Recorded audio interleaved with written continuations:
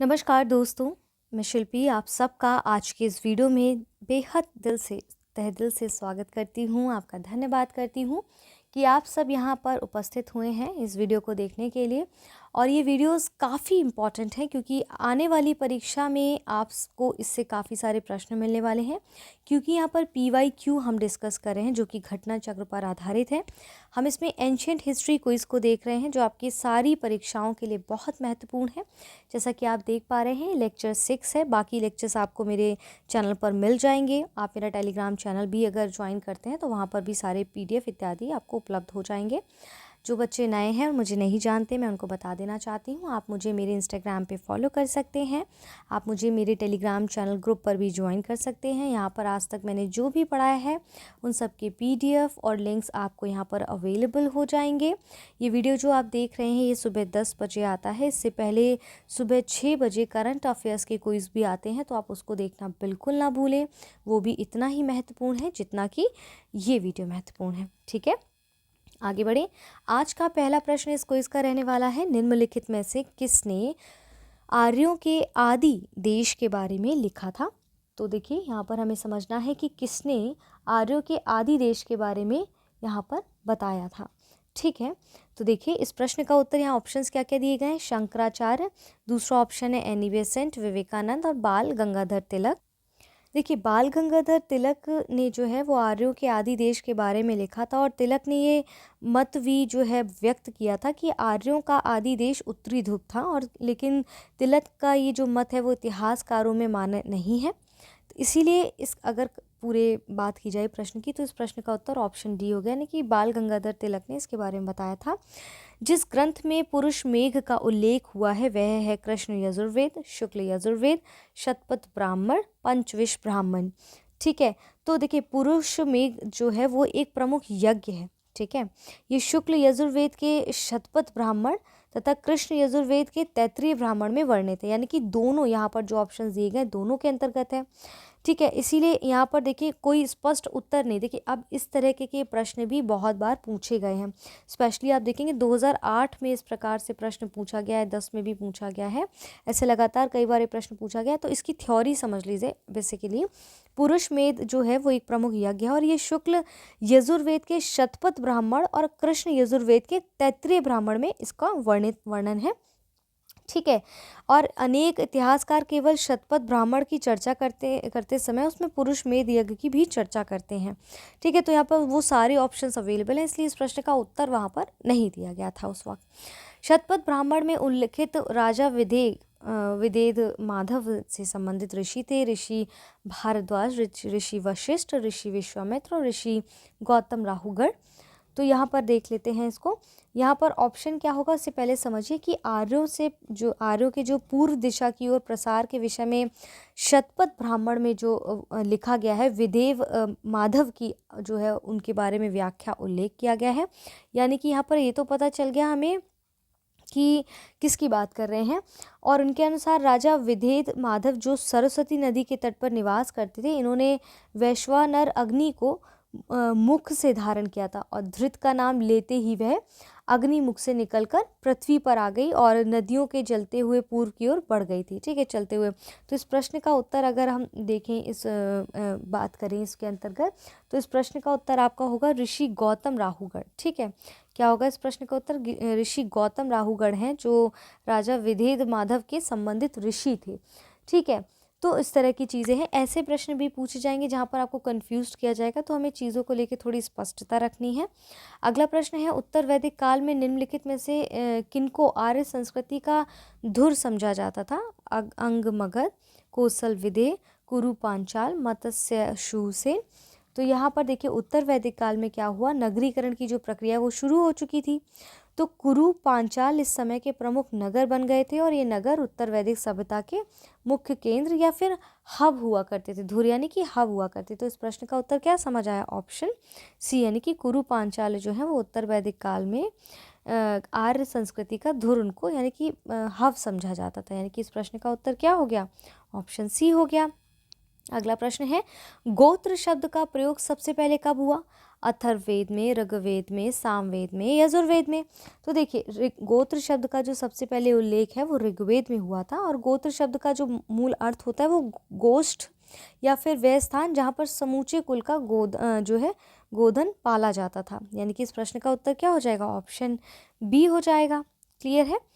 पूर्व वैदिक आर्यों का धर्म प्रमुखता था भक्ति, मूर्ति पूजा और यज्ञ, प्रकृति पूजा और यज्ञ, प्रकृति पूजा और भक्ति। तो यहाँ पर देखिए पूर्व वैदिक आर्यों का जो धर्म है मुख्यतः प्रकृति पूजा और यज्ञ पर पूरी तरह से आधारित था। ये प्रश्न आपसे यूपीएससी आईएएस के पेपर में भी पूछा गया है। ठीक है, तो इस प्रश्न का उत्तर क्या हो गया? ऑप्शन सी हो जाता है यहाँ पर, यानी कि प्रकृति पूजा और यज्ञ जो है इनकी प्रमुखता थी। ऋग्वेद काल में जनता निम्न में से मुख्यतः किसमें विश्वास करती थी? मूर्ति पूजा, एकेश्वरवाद, देवी पूजा, बलि और कर्मकांड। तो देखिए जो ऋग्वैदिक काल में जो बात यहाँ पर की जा रही है, तो ऋग्वैदिक काल में जो लोग हैं प्रकृति की शक्तियों और वैदिक देवता और देवियों की प्रार्थना, यज्ञ यानी कि जिसमें बलि और कर्मकांड भी रहते थे, उसमें बिलीव करते थे। तो यानी कि इस प्रश्न का उत्तर क्या होगा? ऑप्शन डी हो जाएगा, कि यानी कि बलि और कर्मकांड इत्यादि में वो बिलीव करते थे। यहाँ तक स्पष्ट हो रहा है? चलिए आगे बढ़ते हैं। आगे अगला प्रश्न है आज का हमारा, प्रसिद्ध 10 राजाओं का किस नदी के तट पर लड़ा गया था? देखिए 10 राजाओं का युद्ध जो है, 10 राजाओं का युद्ध, यहाँ पर टाइपिंग एरर काफ़ी ज़्यादा हो रहा है, मैं इसको ध्यान देने के लिए बोलूँगी। तो ये जो है आपका प्रसिद्ध 10 राजाओं का युद्ध जो है किस नदी के तट पर लड़ा गया? गंगा, ब्रह्मपुत्र, कावेरी, परुष्णी। देखेंगे इसमें परुष्णी।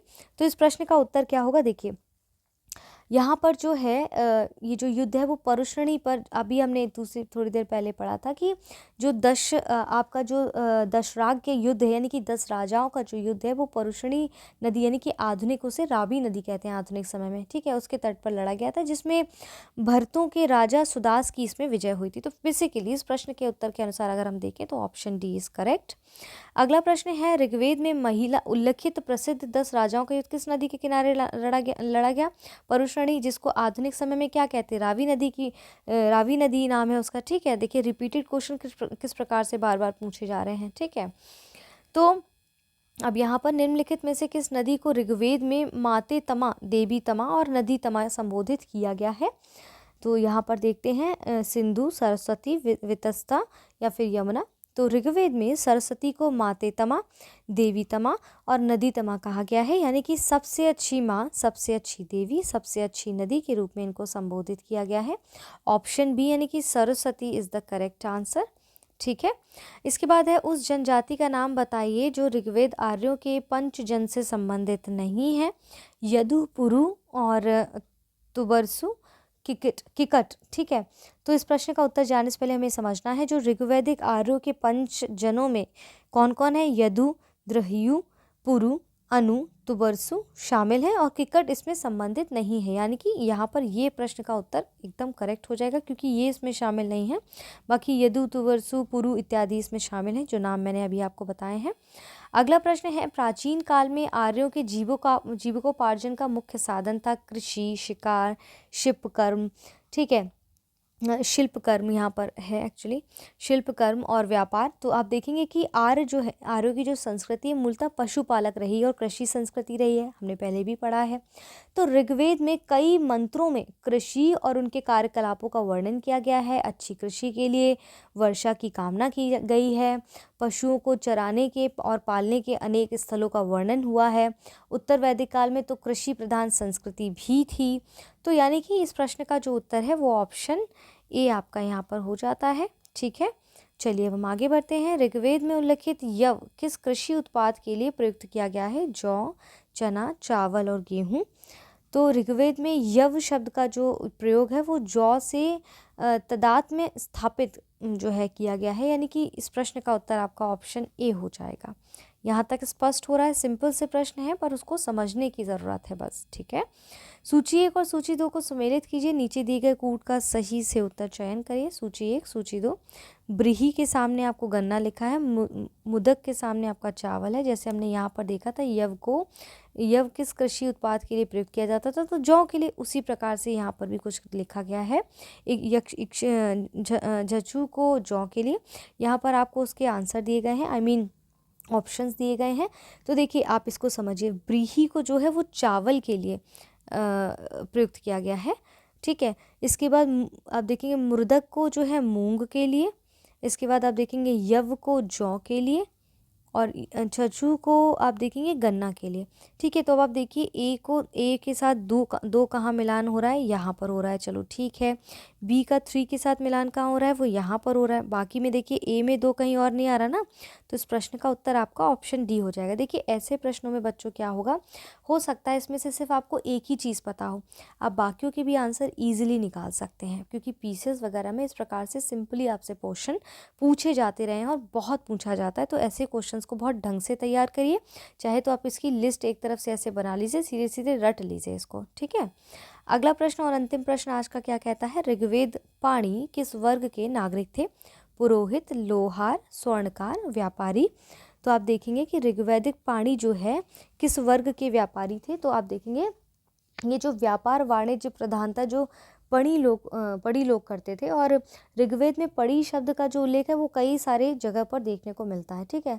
पढ़ी ऋण देते थे और ब्याज बहुत ज़्यादा लेते थे, उन्हें बेकनाट यानी कि सूदखोर कहा गया है। तो इस प्रश्न का उत्तर आपको क्या समझ आता है, इस प्रश्न का उत्तर समझ आता है कि वो ऑप्शन डी इस प्रश्न का करेक्ट आंसर यहाँ पर हो जाएगा, यानी कि वो पढ़ी जो है वो व्यापारी हुआ करते थे, सूदखोर हुआ करते थे, ठीक है। आई होप आपको यहाँ तक चीज़ें समझ आ रही हैं। इस वीडियो को हम यहाँ पर समाप्त करते हैं। हमारे चैनल को सब्सक्राइब करना अगर नहीं किया तो सब्सक्राइब करना बिल्कुल ना भूलें। वीडियोस को अपने दोस्तों के साथ अपने सोशल मीडिया हैंडल्स पर प्लीज़ शेयर करें, और वीडियोस को लाइक करना बिल्कुल ना भूलें। अपना ध्यान रखें, अपनों का ध्यान रखें। ट्यूसडे, थर्सडे एंड सैटरडे आपको दोपहर को 1 बजे इकोनॉमिक्स की क्लासेस मिलती हैं, जिसमें 11वीं का एनसीईआरटी पढ़ाया जा रहा है। प्लीज़ उसको देखते रहिए, देखना ना भूलें, आगामी परीक्षा के लिए बहुत महत्वपूर्ण साबित होगा। फिलहाल के लिए इस वीडियो को यहाँ पर समाप्त करते हैं, जल्द मिलते हैं एक और नए वीडियो में, तब तक के लिए धन्यवाद।